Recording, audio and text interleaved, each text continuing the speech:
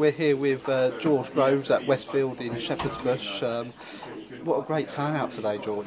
Yeah, awesome turnout. You know, I'd hoped that people would be interested and come down, and they certainly shocked me almost. The amount of people that were there was fantastic. Some have been there since the early hours of this morning, wanting to set up a good plot. So we came out, we had a bit of a session. It's only like half speed now. We're in fight. We don't need to get any fitter. We just need to keep everything ticking over lovely. But we had some fun, and it's great to see so many people out.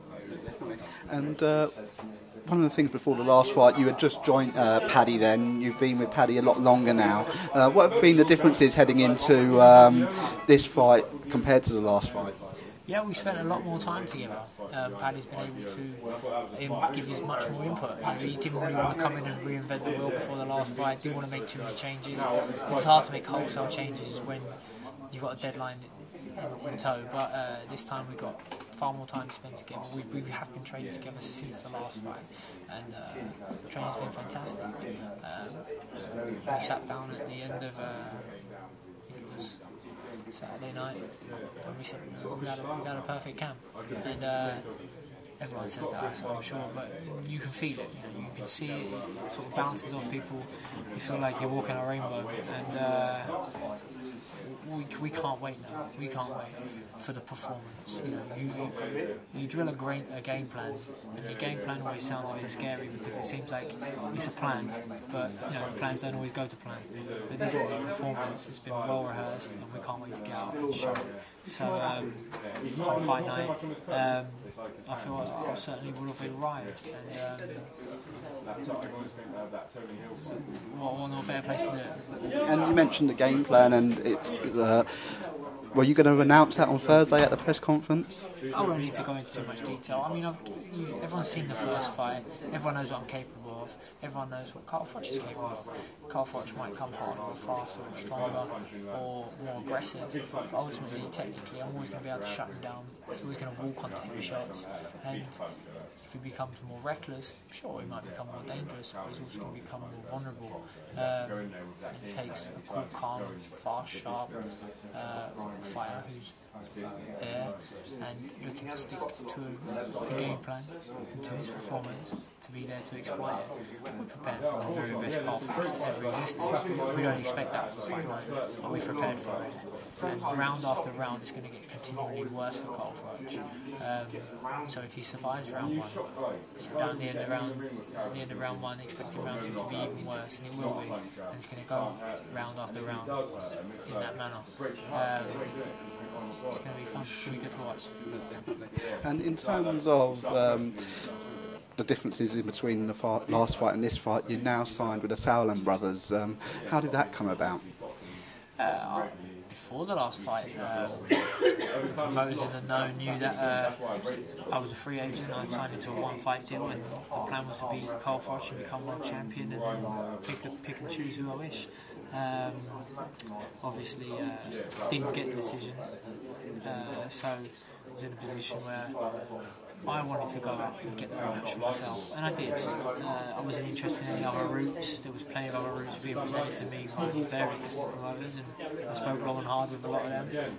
Once I'd even signed into this fight,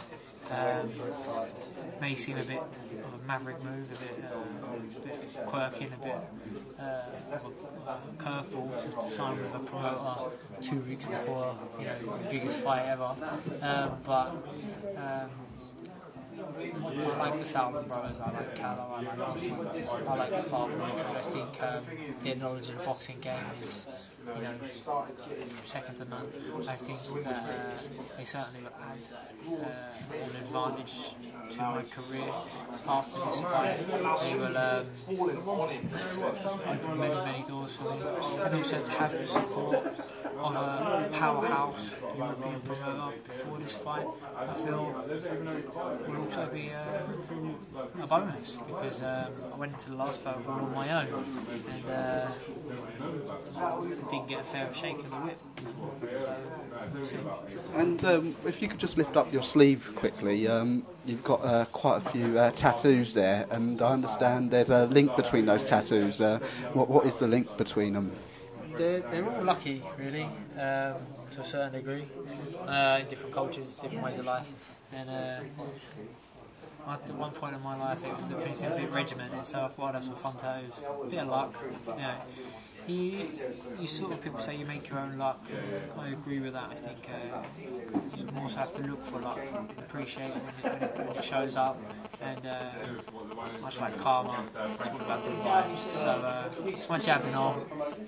I always want it in good order, and keeps me grounded, keeps me safe. And do you have any superstitions, like going into this fight? Will you have any things you'll be doing in the changing room before heading out in front of 80,000 people? You know, we have a routine, and we like to stick to the routine, especially when we prepare so diligently. So we'll stick to what we're doing in the gym.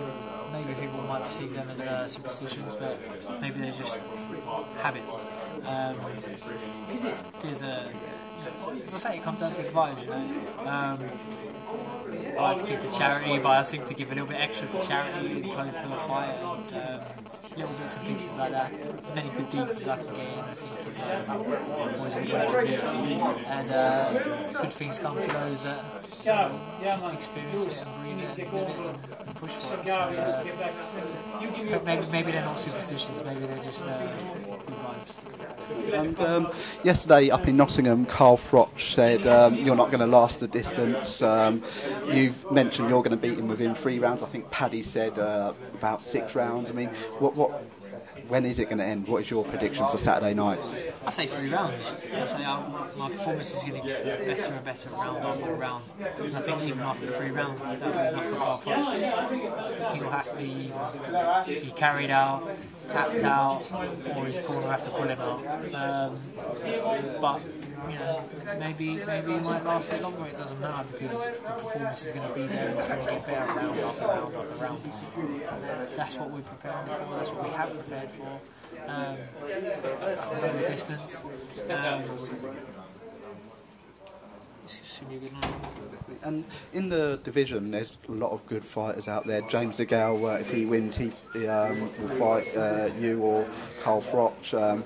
We had Sakio Bika here today. I mean, who are you looking at after? What would you like to do once you've got that world title around your waist?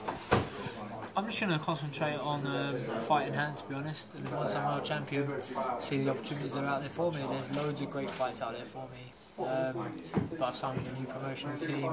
I have no existing TV deals, so there'll be plenty of time to speak to people and see what the fans want more than anything else. I might have some obligations. I might have a mandatory, might be James DeGale or someone along those lines. But I'm going to beat Carl Froch. I'm going to enjoy being world champion for a week or two, and then I'm going to start thinking about the career again. But before then, no decisions will be made, and just concentrate on the fight. Exactly. Cool, nice one. Thanks.